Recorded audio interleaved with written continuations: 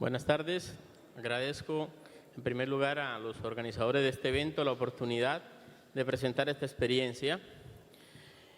Una experiencia relacionada justamente con, pienso yo, con el tema central del evento, que tiene que ver con la valoración de los impactos ambientales que puede ocasionar un túnel.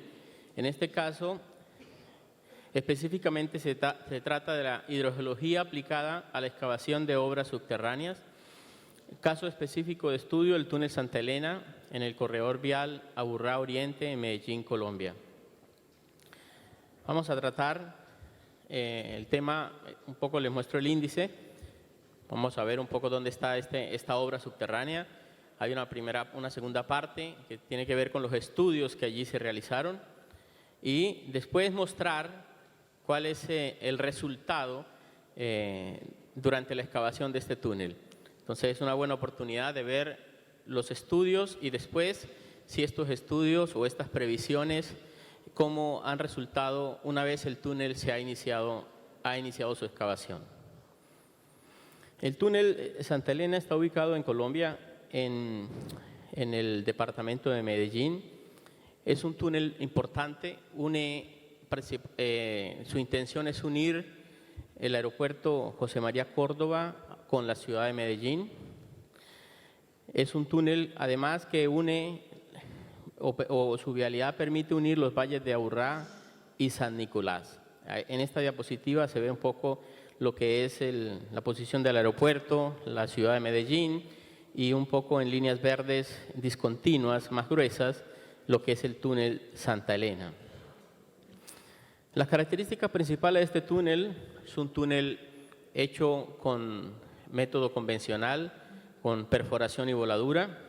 En realidad se trata de dos tubos, un tubo con una sección de 90 metros cuadrados y otro con una sección un poco más pequeña de 72 metros cuadrados.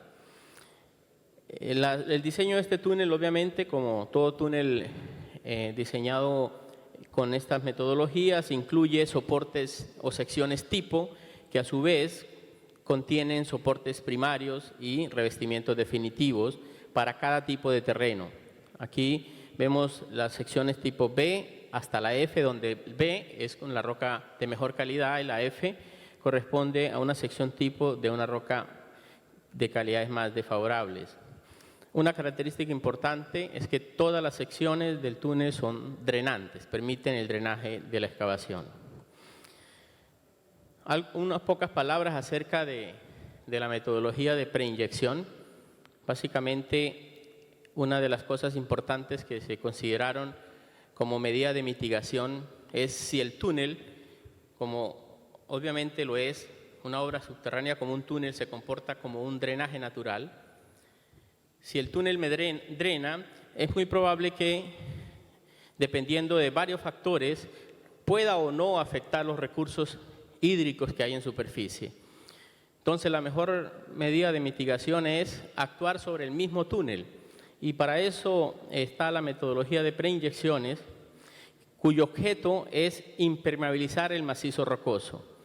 Se llama preinyecciones porque justamente se actúa sobre el frente de excavación y se trata a través de diferentes perforaciones hechas en el contorno de la excavación de lograr una impermeabilización del entorno alrededor de la excavación, de tal forma de lograr una aureola de impermeabilización que una vez finalizada me permita avanzar con la excavación y limitar en gran manera el ingreso de agua al túnel. Por eso se llama preinyección, distinto a cuando el túnel avanza, encuentro el flujo de agua sobre el techo del túnel y comienzo a actuar. En este contexto, eso lo llamamos post-inyecciones. Entonces, esta metodología de preinyección es básicamente la medida de mitigación más importante que se ha considerado para aplicar en este túnel para evitar los impactos sobre los recursos hídricos en superficie. Es obviamente algo que tiene que ver con la inyección del macizo rocoso, tiene que ver entonces con los tipos de materiales que se van a inyectar en este macizo, que a su vez Tienen diferentes granulometrías, como se puede ver un poco ahí en la diapositiva. Un poco ahí ustedes ven lo que sería el tamaño de un cemento tipo 1 versus el tamaño de un microcemento. Las diferencias en tamaño son bastante apreciables y por lo tanto, dependiendo de la abertura de la fractura, pues me permite que se inyecte uno u otro material. En este túnel básicamente se trabaja mucho con el microcemento y con el cemento estructural, no se trabaja con el tipo 1. Unas pocas palabras acerca de lo que fueron las investigaciones hasta el año 2012. Se realizaron diversos tipos de investigaciones como sondeos mecánicos, prospección geofísica, análisis petrográficos. Se instalaron diversos piezómetros, inventarios de puntos de agua sobre la cobertura del túnel. Se hicieron estudios de flujos y estudios de permeabilidad. En el año 2013-2014, fue el año en el cual hemos hecho este estudio completo, o lo hemos finalizado o lo hemos complementado. Hicimos de nuevo sondeos mecánicos, aumentamos la cantidad de metros lineales de sondeos hechos. Se hizo prospección geofísica, análisis petrográfico, y dentro de la prospección geofísica se incluyó los sondeos con el método AMT, que nos permitieron llegar con investigaciones hasta la cota del túnel, que este túnel tiene coberturas, como veíamos en las diapositivas anteriores, máximas alrededor de los 500 metros. Algo importante acerca de este túnel es que justamente se hizo mucho énfasis en el trabajo de hidrogeología, porque este es un túnel que la autoridad ambiental en Colombia le puso varias restricciones, sobre todo desde el punto de vista hidrogeológico, tanto así que estuvo detenido por cerca de 2 años, hasta que los estudios hidrogeológicos lograran eliminar muchas incertidumbres que habían justamente sobre la potencial afectación que el túnel pudiera tener sobre los acuíferos y las fuentes de aguas en superficie. Esta zona donde está el túnel corresponde al altiplano, a un altiplano de Santa Elena, donde prácticamente es una zona de descanso de la ciudad de Medellín, una zona muy apreciada, con un valor ecológico muy alto. Entonces pues se puso mucho cuidado en no ir a afectar las aguas en este lugar. Dentro de las investigaciones quiero resaltar un poco lo que es el inventario de puntos de agua. Allí se identificaron cerca de 410 puntos de agua distribuidos en puntos sobre quebradas. Nosotros llamamos quebradas allá lo que son cursos de aguas superficiales o pequeños ríos. Puntos, la mayoría de ellos fueron manantiales. También se identificaron pozos y piezómetros. Unas pocas palabras acerca de lo que es la caracterización química de estas aguas superficiales. En sí, desde el punto de vista hidrogeológico, indicaban agua con baja mineralización, con sistema de flujos superficiales, lo cual evidenciaba poca residencia en el acuífero por su baja mineralización. Dentro de los estudios también se logró finalmente tener un perfil geofísico. El perfil geológico fue entregado por el cliente con investigaciones anteriores. Nuestro trabajo consistió en validar este perfil, lo cual hicimos con perforaciones mecánicas y mayormente apoyados en los métodos geofísicos. Ustedes pueden ver en la parte superior lo que es el perfil geológico y el tipo de roca que domina en este ambiente. Son anfibolitas básicamente y granodioritas, con unos gneiss miloníticos en medio de las anfibolitas. La granodiorita corresponde a un stock. Y el perfil geofísico abajo, ustedes pueden identificar, más o menos refleja lo que se espera encontrar, que es muy coherente con lo que se ha encontrado hasta el momento. Este es el mapa de lo que sería el mapa hidrogeológico, que identifica los complejos hidrogeológicos presentes en esta zona del macizo colombiano. Esto es un detalle más de lo que son estos complejos hidrogeológicos en términos de permeabilidad. Vemos los complejos más y menos permeables que se prevé encontrar en la zona. Finalmente, todas estas investigaciones, tanto geofísicas como de perforaciones, como de inventarios de puntos de agua, como la misma investigación hidroquímica sobre estos puntos de agua para conocer la calidad de la misma, en la medición de caudales y demás. Todo lo que se hizo, pues se puede abocar o se hace básicamente para tener lo que es el modelo hidrogeológico conceptual. Esta es una vista tridimensional de lo que allí se espera encontrar.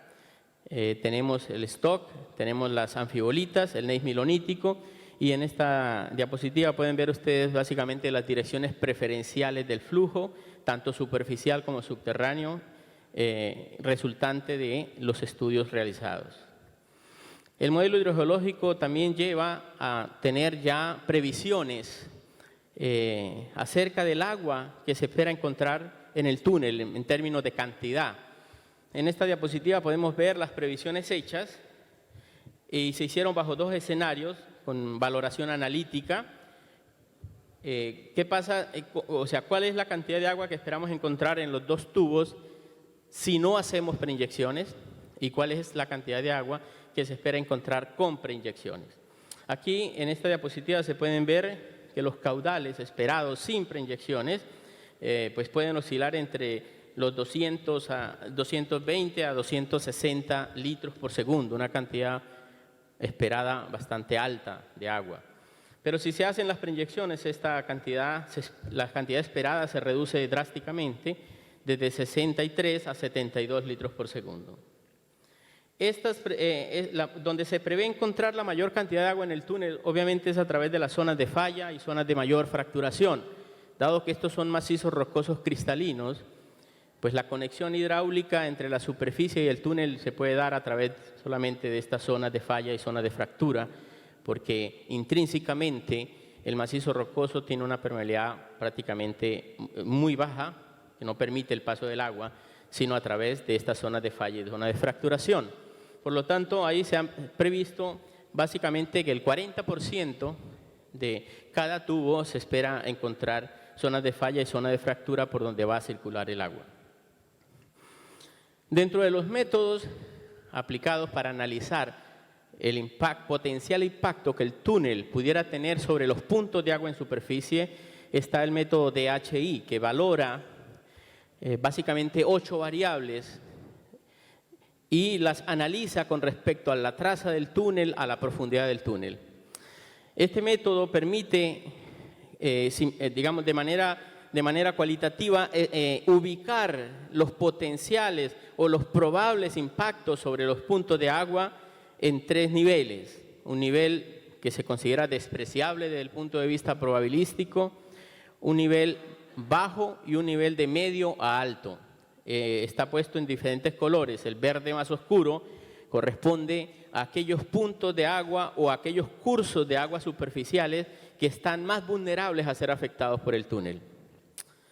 Ahí en la diapositiva ustedes pueden ver, hay un curso de agua ahí que básicamente la previsión dice que si no se hacen preinyecciones va a ser afectado drásticamente.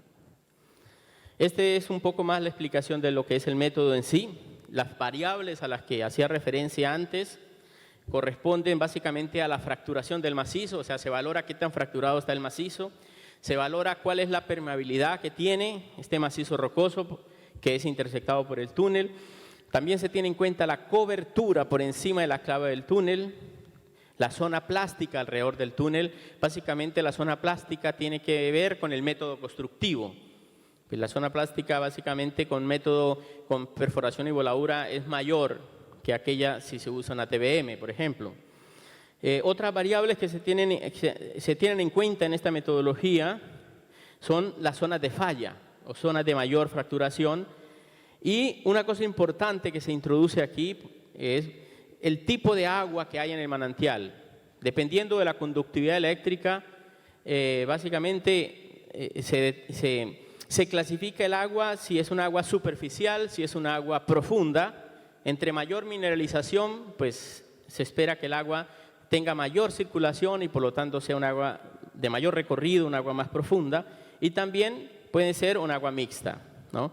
Entonces se tiene en cuenta esa forma o esa tipificación del agua, lo cual se hace con sondas multiparamétricas in situ, ¿no? En el mismo lugar, se muestrean en el mismo sitio. Y otra variable importante es la distancia del punto de agua al eje del túnel. Igualmente que la posición topográfica del punto de agua frente al túnel excavado, si está arriba o si está abajo. Todo eso influye para que al final se tenga la probabilidad de afectación de ese punto, entre despreciable, una probabilidad baja o una probabilidad media a alta. Los resultados para este túnel de Santa Elena son los que están ahí en la diapositiva. Básicamente, ¿qué dicen después de aplicar el método a los 200 y tantos manantiales y piezómetros y puntos y pozos que hay allí? Sobre todo manantiales son los que más había o los que más hay. Lo que dice es que si no se aplican preinyecciones, de todas maneras, digamos el 85% de los puntos se considera que no serían afectados. Hay un 10% de ellos cuya probabilidad es baja y hay un 5% que prácticamente se indica que la probabilidad es muy alta de que sean afectados. Si se aplican las preinyecciones, lo que nos indica el método es que el 100% o la mayoría de estos puntos no serían afectados. Igualmente los resultados también están para lo que son los cursos de aguas superficiales. Ahí ya los medimos es por kilómetros de hilos de agua. Hemos medido cerca de 131 kilómetros de hilos de agua en la cobertura del túnel y los resultados son esos, que si no se aplican preinyecciones hay un 7% con una probabilidad baja de ser afectado y equivale a 10 kilómetros y hay un 1% cuya probabilidad es alta de ser afectadas y equivale a 1,5 kilómetros de hilos de agua medidos. Si se aplican las preinyecciones, de nuevo estas probabilidades de afectación se reducen prácticamente a cero. Esto es un método que permite hacer este tipo de estimaciones desde el punto de vista probabilístico. Este método también se combinó con modelos numéricos de flujo, con secciones numéricas que se han hecho a lo largo de zonas de falla y zonas no falladas, para ver el comportamiento de lo que es la superficie piezométrica cuando el túnel es excavado. Se hicieron diferentes escenarios con un tubo sin preinyecciones y con preinyecciones y con dos tubos sin y con preinyecciones. Básicamente este es un resultado en secciones con zonas de falla con los dos tubos drenantes, es decir, sin preinyecciones. Y pueden ver ustedes la superficie piezométrica como desciende y los puntos azules se quedan arriba suspendidos. O sea, todos los puntos que están en este cono de abatimiento son susceptibles de ser afectados. Eso no quiere decir que el punto que está por encima es seguro que va a ser afectado. Viene la metodología que antes les señalaba, donde indica si está cerca una falla o no, pues el potencial de afectación de ese punto es mayor o es menor.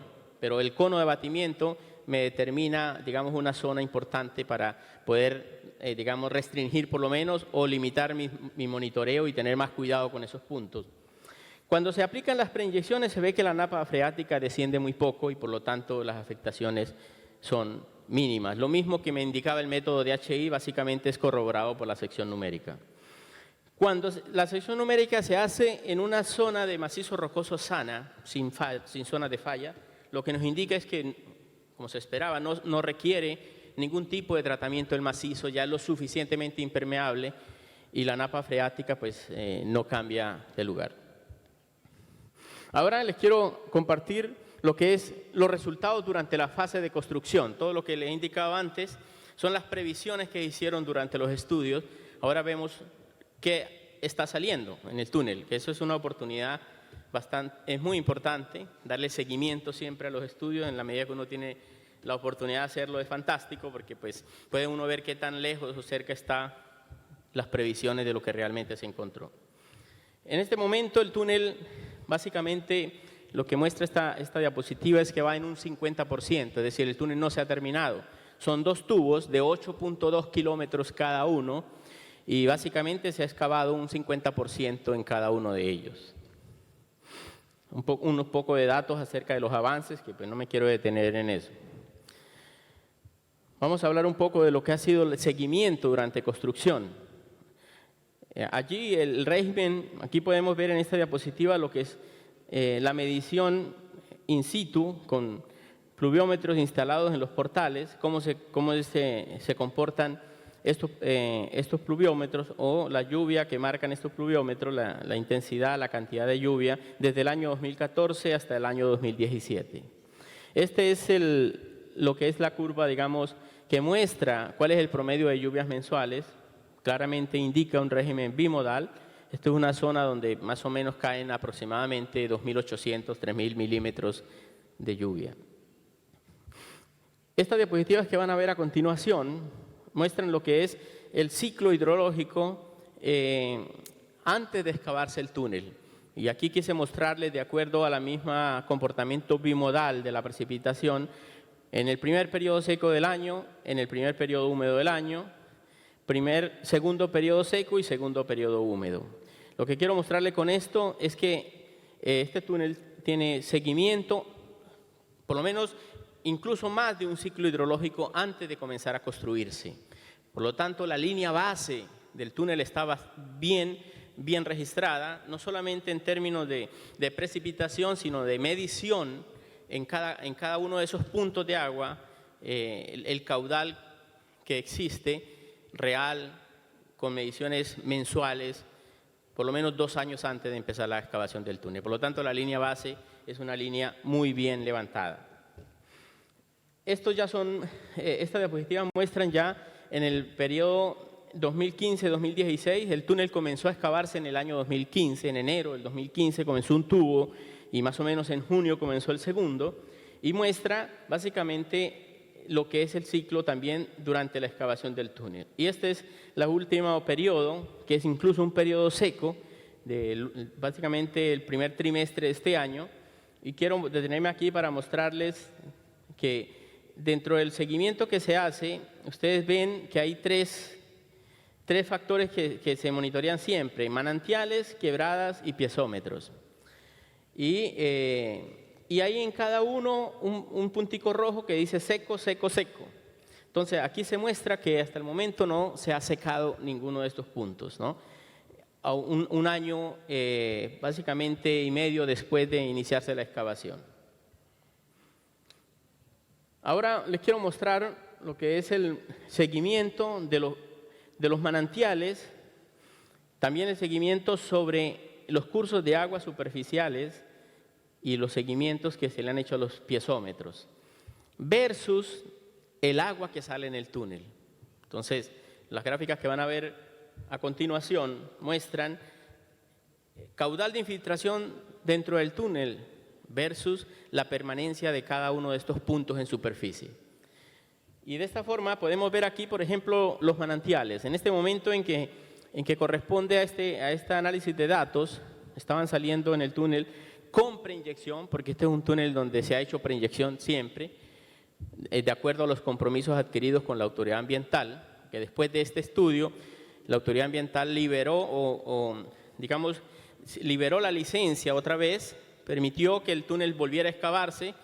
Digamos, las preguntas que formuló, que fueron 31 interrogantes, fueron respondidas y la autoridad ambiental consideró suficiente las respuestas y autorizó al concesionario a seguir construyendo bajo ciertas condicionantes, y uno de ellos es realizar preinyecciones. No me quiero detener mucho en esto, pero básicamente ese es el condicionante y el concesionario lo ha venido aplicando de manera rigurosa. Y aquí ustedes pueden ver, por ejemplo, el monitoreo. Ahí está el inicio de excavación de un tubo en la parte superior, color magenta, y en el cuadro en verde dice inicio de excavación del segundo tubo. Están las fechas y están las líneas que indican cuándo comenzó cada tubo. Y antes de eso, ustedes pueden ver el comportamiento de los manantiales. Se puede ver que los manantiales tenían cierto caudal. El túnel comienza, también ustedes pueden ver cuando el túnel comienza unos picos de caudal, son picos, caudales caudales de pico que han sucedido en el túnel, que no han sido pocos, han sido con infiltraciones representativas. antes de que sea posible inyectarlos, pues muchas veces sale mucha agua. Y digamos, este comportamiento lo que indica es que los manantiales tienen una cierta descenso de su caudal durante la excavación, básicamente, pero después los manantiales se recuperan, o por lo menos la tendencia es a recuperarse. Esto básicamente nos atrevemos a decir que no sería así si no hay preinyecciones. Porque si bien es cierto, antes de hacer la preinyección en el túnel hay caudal que sale, una vez el túnel es preinyectado, este caudal se detiene y aquí la efectividad de las preinyecciones está alrededor del 80-90%. Es decir, se logra abatir básicamente el caudal casi completo. Entonces, después de que el ciclo hidrológico, la lluvia sigue cayendo, se le da la oportunidad al acuífero de recuperarse, pero se le da esa oportunidad porque el agua que sale en el túnel de alguna manera es sellada o en gran proporción. Entonces, eso permite que el acuífero pueda recuperarse. Igualmente pasa con lo que es la diapositiva anterior es un portal del túnel y este es el otro. Las quebradas pasa algo similar, se ve una reducción de caudal y después una recuperación de los mismos, viéndose el efecto positivo de las preinyecciones en el túnel. Igualmente para el lado occidental. Este es el comportamiento de los piezómetros. Ustedes ven algunos piezómetros que descienden cerca hasta 30 metros, 40 metros su posición respecto a lo que era antes de empezar el túnel, pero se ve también cómo los mismos piezómetros tienden a recuperarse. Entonces esto ratifica lo que estamos hablando, de que gracias a esta metodología, gracias a que el túnel tiene preinyección y que el agua no sigue saliendo, pues el acuífero se puede recuperar.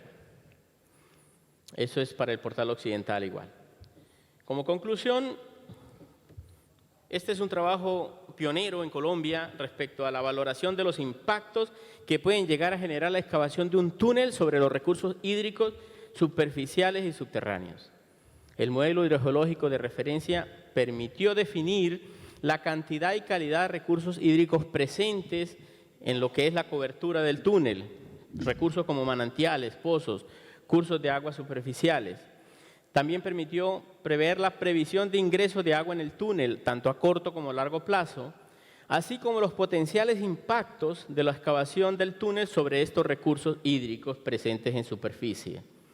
El análisis de riesgos y la valoración de los impactos también permitió diseñar medidas de compensación en el caso de que los impactos sucedan. Y medidas de mitigación, que como su nombre lo indica, su objetivo es propender a evitar los impactos. Estos últimos, como dije anteriormente, consistieron en el uso de preinyecciones de impermeabilización del macizo rocoso en las zonas de falla y zonas fracturadas, que ha sido incorporada dentro del ciclo constructivo del túnel.